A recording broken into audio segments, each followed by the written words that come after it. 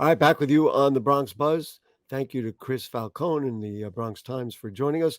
Right now, we're going to switch gears. We're going to go to one of my absolute favorite places in the Bronx. It's BRAC, the Bronx River Art Center. And we're going to bring on two artists who are involved in a wonderful, wonderful show that is actually going to open up. We're recording this Monday, but it will open up Thursday when the program airs.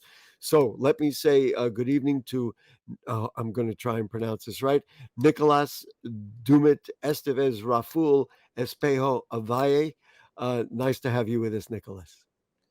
Thank you. Thank you very much, Gary. Yeah. It is a pleasure to be here. And as you said, the show will open this Thursday with a performance by now Bustamante at 7:30. At So 7:30.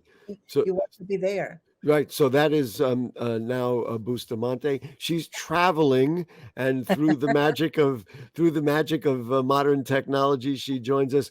But the exhibit is called "Rocking the Market." Nicholas, why don't you tell us about what you tried to do with this exhibit and how it came out, and then we're going to even show some samples. Yes, rocking the market has so much to do with shaking the foundations of systems that are long dated, that need to come down, that need to crumble. And I say that in the statement for the show, crumble like a coffee cake. Um, Markets, as in the art markets, as in capitalism markets, as in money markets, Hmm. all of with all of their ramifications, all those things that need to be torn out and rethought. This is the beauty of great art because it takes a look at the state of the world and our collective state and tries to interpret. And as you say, we're rocking the market, so you're shaking it up. So once you have that concept, who are the artists that you selected? We know that Now is one of the artists, but just talk about the artists and what it is that they do. And we're going to talk about some of the specifics in just a moment. Yes, the artists in the show were carefully selected. They are, to me, three cult figures. That's the best way I can Three describe. cold figures. That's right. I guess you say that with admiration. That's right. With all admiration, and they are now Bustamante, of course, Carmelita Tropicana, and Marga Gomez. And these, by the way, are three Latina artists Hmm. who had been rocking the art scene, the market, the arts, the creative field for decades. Wow. And now they're here in the Bronx. So now, tell me a little bit about your work and why this was the right exhibit for you to be part of to display your work. Thank you so much. And thank you for hosting us, Gary. Such an honor to be with you. And thank you, Nicholas and Brock, for hosting our show.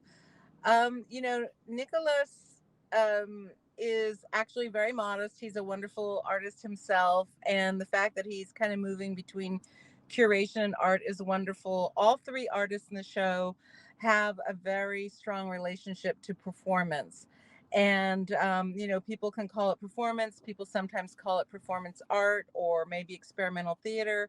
But we're all working in this kind of live frame, and there's several videos in the show, so it's a great opportunity for people to go and see a different kind of art, art that is not necessarily accepted by some Mm. art markets, and also art that is really focused on and talking about the artist's relationship to food, which was a theme that Nicholas was gearing us towards. And so I'm really privileged to have several works in the show. One very, very early video from when I was a student. It's almost embarrassing. A second video He, that's he's more shaking from his head. No, it's not embarrassing, but you can feel that. We will accept that. That's an artist yeah, being a critic of her own work. yes. And Um, then another wacky video from the 90s where I dressed as Ronald McDonald and went from San Francisco to Mexico City going into McDonald's, asking for free food, and sort of parsing out the corporate relationship to that experience and how that went down. And then another video that I made during the pandemic, it's an ASMR video, which, if you're not familiar, is a kind of video that's meant to be listened to on headphones. And the sound, the close sound, is very important to the video. And I kind of jumped on this pandemic trend, which was making sourdough bread. And so it's an ASMR sourdough bread video. So people could come out, they're going to see things that they're not maybe so familiar with in terms of art frameworks, so there's not paintings on the wall and that kind of thing. But I can guarantee you we are all artists and that it's going to be a wonderful. I think we lost her there. Maybe we'll get her back. But Nicholas, let's just talk about the effect of like somebody who comes in to see it, and what would you like them to experience, to walk away with, to understand? Because I know that you and the other artists are very passionate about, how about rocking the market, that you want to shake things up. So somebody who looks at it and looks at some of these strange images and these videos, tell me what you want them to walk away and say to themselves. Or more than say to themselves, I would like them to question their relationships to food and eating. I am verging on myself on being a vegetarian, and I know that it's different for every person. So through this exhibition, I'm talking about non-human animal rights, veganism, activism, and there are some works that, of course, are not vegan or vegetarian in the show because of the different perspectives. And in the case of now Bustamante, she's visiting McDonald's dressed as Ronaldo Maldonado. Marga Gomez is advocating for the mojito, and saying that Americans, something like that, have no right to mojito because it's a Cuban thing, it's a Cuban drink. And um, she Well, was in I did not know that. So now even I learned something tonight. something like that. I don't want to put words in All Marga's mouth. right. People should go there, but she's saying that she was in her script. She talks about being in somebody's house, Mhm. and she asked me like, "This mojito is kind of strange," and the person said, "Oh, I put vodka," and she said, "Vodka," and they said, "Yeah, rum is too dark." And so there's all these political connotations Wow. in food and eating, and Carmelita. I mean, Well, there Carmelita. we go. We've got her back. We were just talking. Nicholas was just talking about some of the things that you've put into it. How long are these in creation now? Did you say I'm doing it for this exhibit, or did Mhm. you just create them and then found out, wow, look at this, it fits into this exhibit, or was it created for the exhibit? Yeah, it's more the latter. The a lot All of the works were created previously, and Nicholas, doing his research and being familiar with these different works, has pulled them together to create a show. But I think sometimes the work that I create, it's what I call a brain burr. It's an idea that just sticks in my head and scratches away, and I can't let it go until I've actually made the work. So sometimes these works might sit in my head for years before I actually create them. Nicholas, the final question for you, and then we want to talk about. I've got a list of a number of things coming up at the Bronx River Art Center. Why? And I don't. I'm just guessing here. Why the Bronx? To me, the Bronx is the perfect place to have these discussions.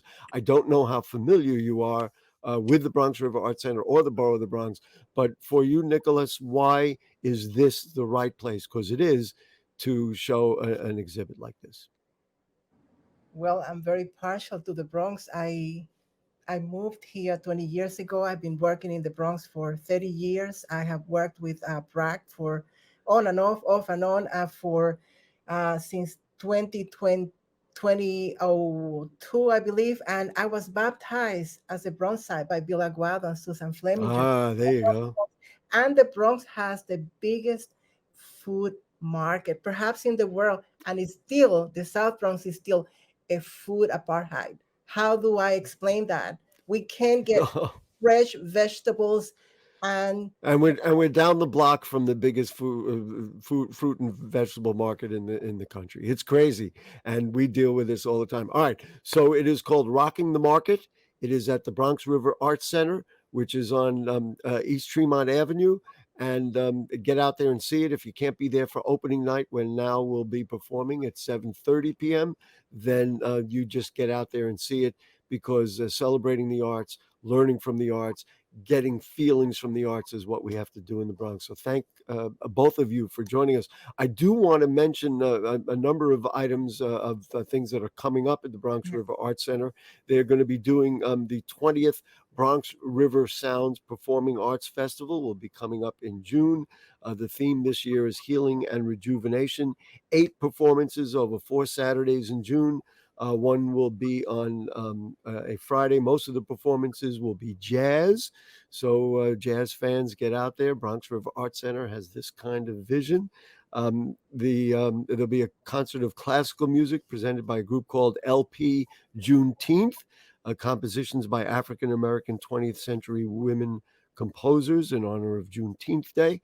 And let's see, community healing sessions like a kirtan group doing call and response chanting, healing artists creating soul stirring sound waves on multiple glass bowls.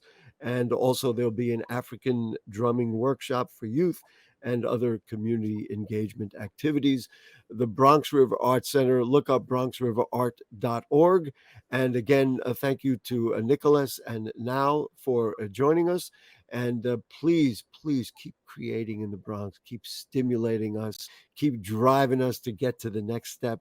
Because if we can't turn to our artists to do that, who can we turn to? So thank you both for joining us this evening. Thank you, Larry. And great. And listen now, drive carefully, please. You can get I back on the will. road now. You Don't can need get back on. Bye. driving. Don't need while driving. That's right. Don't be on TV while you're driving. That's the main thing. Anyway, folks, we will see you next week. We'll be back with more of the Bronx Buzz then. Good night.